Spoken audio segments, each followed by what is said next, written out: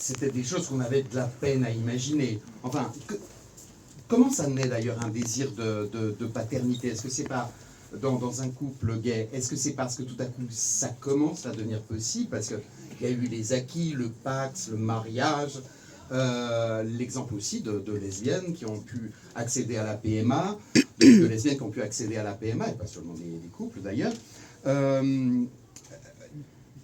Tes deux personnages d'ailleurs, Aurélien semble lui porter ce désir depuis toujours finalement, parce que dès quasiment la première rencontre, c'est quelque chose qu'il met sur la table. Alors que Jonas, peut-être un peu ton alter ego fictionnel, semble être quand même peut-être pas réservé, en tout cas, ça lui a pas tellement traversé l'esprit.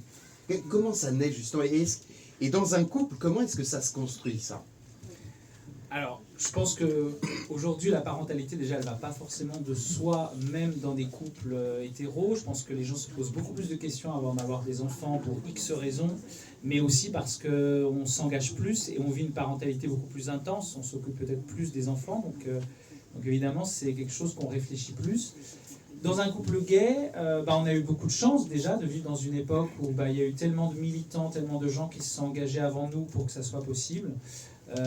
Donc c'est le fruit de ça aussi, on est le fruit de toutes ces générations d'homosexuels qui se sont engagés, qui ont abattu des murs, qui se sont battus, des législateurs, des hommes et des femmes politiques qui se sont battus pour nous. Donc nous, on a eu beaucoup de chance d'arriver à ce moment-là. C'était pas forcément facile non plus, mais en tout cas, on en a bénéficié.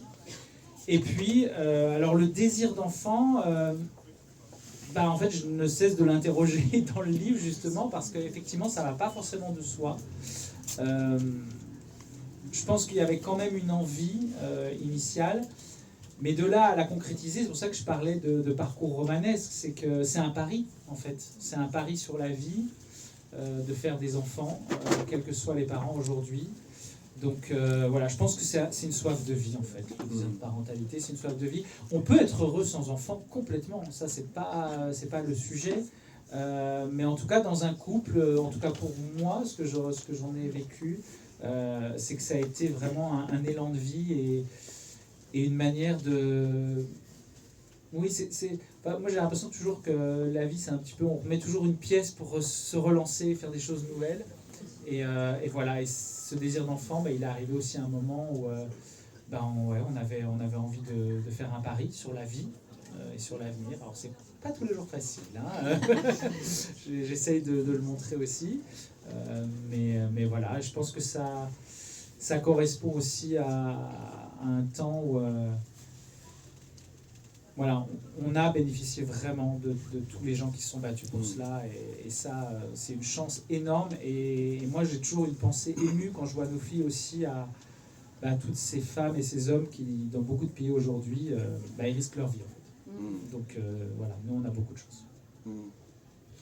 Il n'y a pas 36 solutions pour un couple de garçons pour avoir des enfants. Je veux dire qu'à mon époque, je suis un tout petit peu plus vieux que toi quand même. C'était des arrangements avec un couple de lesbiennes, c'était pas toujours très facile, ça peut provoquer des drames, etc. L'adoption, c'est quelque chose qui est envisageable, c'est là aussi un parcours du combattant. Et vous optez pour, les personnages optent pour la GPA.